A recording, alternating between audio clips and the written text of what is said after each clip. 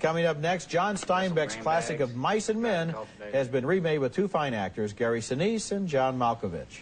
I ain't saying he's bright. He ain't. But he's a damn good worker. Things, and I got to get you out all the time. You can't keep a job. You keep me in hot water all the time.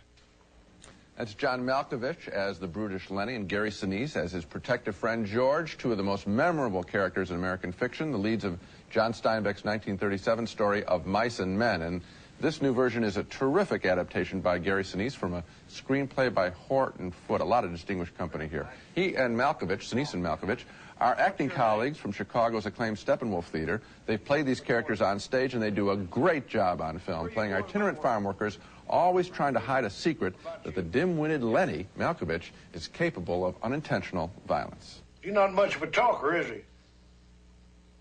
No, he ain't.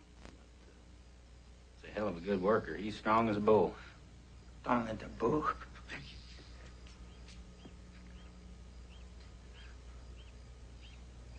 This version reminds us of the life of the laborer, a welcome subject in this election year and following the go-go big business 80s. In their off hours, Lennie and George are sustained by a classic American dream, buying their own piece of land. It's 10 acres.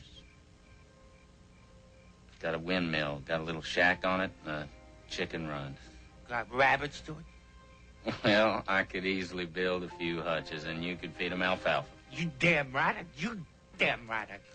A threat to Lennie and George is the flirtatious wife of the farm owner's no-account son. She's played by Sherilyn Fenn as a character who wants freedom from her abusive husband, Curly.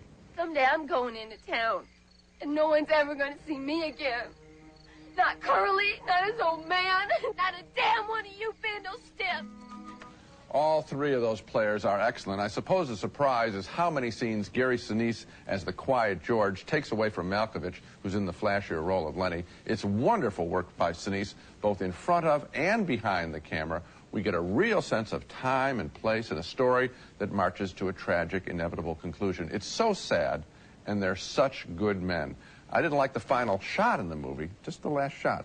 But still, Gary Sinise's Of Mice and Men is one of the year's best films. I liked it very much too, Gene. Yeah. You know, what was interesting about this film, which is also well known from its earlier film version, remember with Burgess Meredith, is how simply they approach the material. They have not added an interpretation to it. They do not have an angle. There is no buried political message. There is no updating. It is simply this fable, as told by Steinbeck, of these two men who together make one man. One has the brains, one has the brawn. When they're together, they're okay. When they're separated, it's tragic for both of them. And the way that that story is told here, as you say, is so simple, so beautiful, and so effective. Now, here's the question. Do you think that people will say, oh, Of Mice and Men, I read it. This is book time. It's schoolwork time. I don't want to see it. I already know it. And if they do, well, they're going to miss a great film. My answer, I'm so cynical, I believe most people haven't read it. They think it's a new movie that's opening Friday, so maybe they'll go on that basis. Boy, I hope you're right.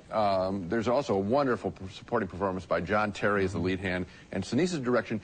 You know what? He knows the power of a classic American face, a worker's face against the sky, against the land. He trusts that.